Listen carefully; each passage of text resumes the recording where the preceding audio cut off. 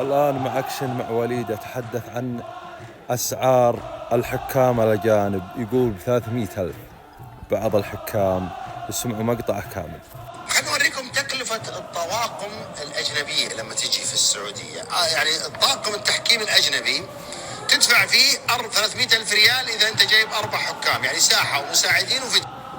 طيب إذا أنت تبغى تجيب هذه 4 حكام، إذا تبغى تجيب 5 حكام، حكم ساحة و2 مساعدين وحكم فيديو ومساعد فيديو، تدفع 375,000 ريال، حوالي 100,000 دولار في المباراة.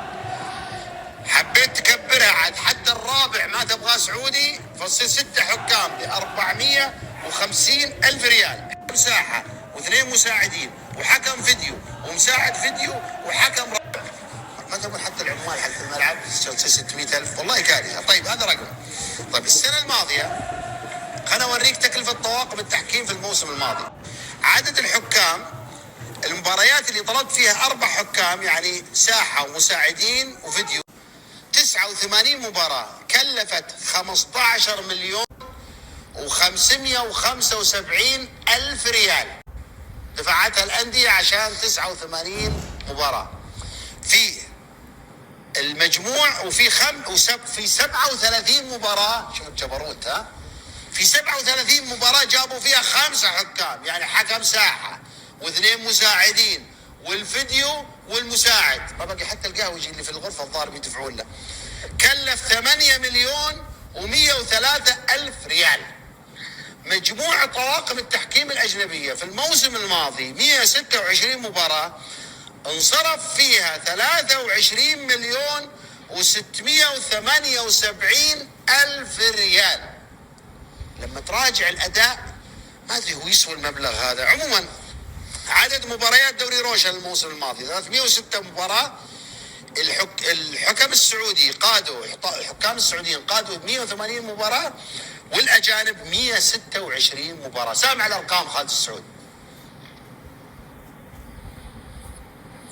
ما حد يقدر على الأرقام هذه، سواء حتى أرقام الموسم الماضي أو الموسم الحالي. يعني بدل ما تتخفض ماني فاهم أصلا بدل التكلفة هذه ليه؟ في النهاية أنت بتجيب لي مين؟ أصلا ما يقدر عليها بودر إلا أندية الشركات، وبعض أندية الشركات مو قاعدة تدفع حتى الأرقام هذه، أرقام كبيرة جدا. هل المقصود الحد من طلب الحكام الأجانب؟ طيب يعني المشكلة أنا في رأيي الشخصي إنه الأرقام تبقى كما هي. في النهاية بطلب محلي أو أجنبي هذا أمر يرجع لي، ولكن في مباريات تحتاج طاقم أجنبي لحساسية. خليني أوريك الفرق ما بين الموسم الماضي واللي قبله. يعني دوري روشن 25 ودوري روشن 24، كم الفرق المبلغ؟ في الموسم 24، لا عفوا، الموسم الحالي والموسم الموسم الحالي اللي بدأ الآن والموسم الماضي. الموسم الماضي كان تطلب 4 حكام، يعني حكم ساحة و2 مساعدين وفيديو، 175,000 ريال. الموسم هذا صارت 300,000، في زيادة 125,000 ريال. إذا طلبت 5 حكام ب219,000 كان، يعني ساحة و2 مساعدين ومساعد، كنت تجيبهم 219,000 ريال، الآن تجيبهم ب375,000 ريال، يعني الزيادة 156,000 ريال. 6 حكام ما حد طلبهم الموسم الماضي، اوكي، بس هم حاطينها قاعده، تبغى تجيبها ب450,000 ريال. استاذ خالد والله ارقام كبيره ابو بدر.